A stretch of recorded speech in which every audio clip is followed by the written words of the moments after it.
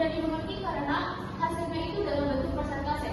Kekurangannya yaitu mengasumsikan bahwa kas yang masuk diinvestasikan kembali dengan IRR yang sama, sehingga seringkali tidak realistis. Dalam rangka memulai usaha franchise minuman, seorang mahasiswa merencanakan investasi awal sebesar 12 juta rupiah.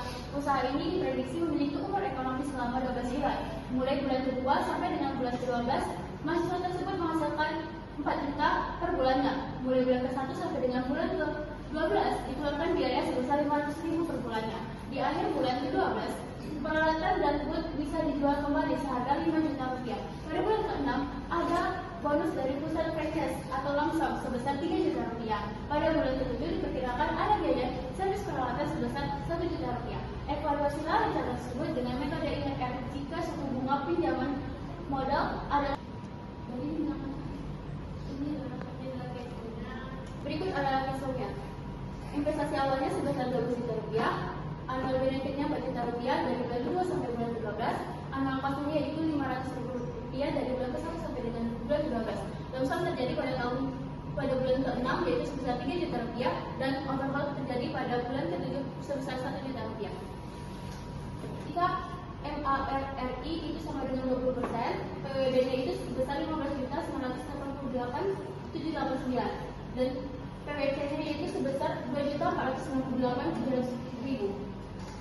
Maka min 1 dikurang PWB, min 1 ditambah dengan PWB dikurang PWC itu sama dengan 1.490.000 rupiah. Jika MARR-nya itu sama dengan 25%, maka PWB-nya itu dihasilkan adalah 12.890.000 rupiah.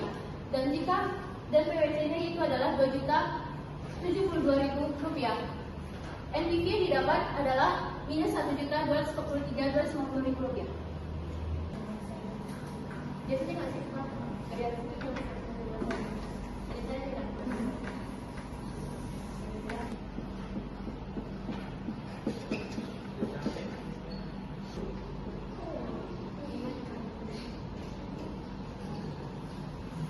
Interpolasinya yaitu X dikurang dengan X1 dibagi dengan X2 dikurang X1 sama dengan Y dikurang Y1 dibagi dengan Y2 dikurang Y1.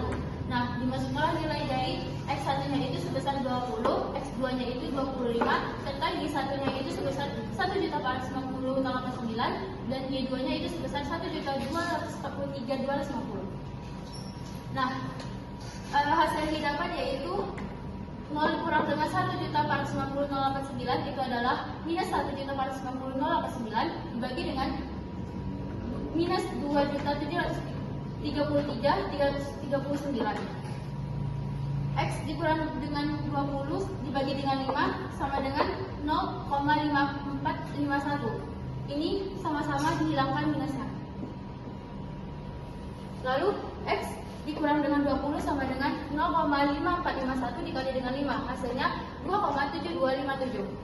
Dan X sama dengan 2,7257 ditambah dengan 20, hasilnya adalah 22, baik dari penjelasan kami tadi, kami akan membuka sesi tanya jawab. Yang bertanya boleh angkat tangan.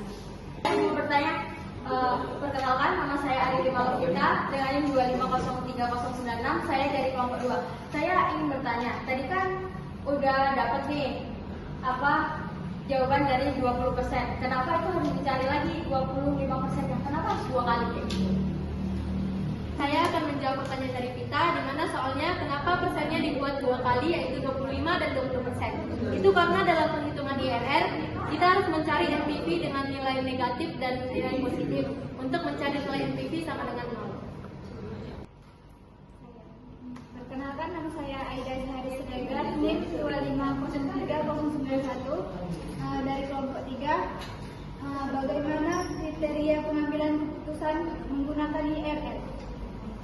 Saya akan menjawab pertanyaan dari Aida yang dengan pertanyaan itu tadi, bagaimana kriteria pengambilan keputusan menggunakan IRR. Jadi jawabannya adalah ketika IRR lebih besar dari MARR, maka pengambilan keputusan itu adalah layak. Tapi ketika IRR sama dengan MARR, maka pengambilan keputusan itu adalah impas. Setelah itu yang terakhir adalah IRR lebih kecil daripada MARR, maka tingkat pengambilan keputusan itu adalah proyek itu tidak layak. Perkenalkan, nama saya Jose Raymond Bernardo dengan NIM 2503110. Saya dari kelompok 4. Saya ingin bertanya, apa perbedaan antara IRR dan NPV dalam pengambilan keputusan investasi? Kami akan menjawab pertanyaan dari Jose. Yang pertanyaannya tadi, perbedaan antara IRR dan NPV terletak pada cara keduanya menilai kelayakan suatu investasi dan bentuk hasil yang diberikan.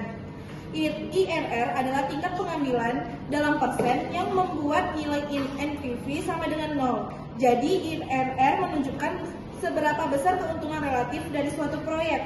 Sedangkan NPV adalah selisih antara nilai sekarang dari arus kas masuk dan arus kas keluar yang dinyatakan dalam satuan uang, misalnya rupiah. Kenalkan, nama saya Amelie Fijani dengan NIM 2503093. Saya ingin bertanya, mengapa IRR sering digunakan dalam analisis investasi?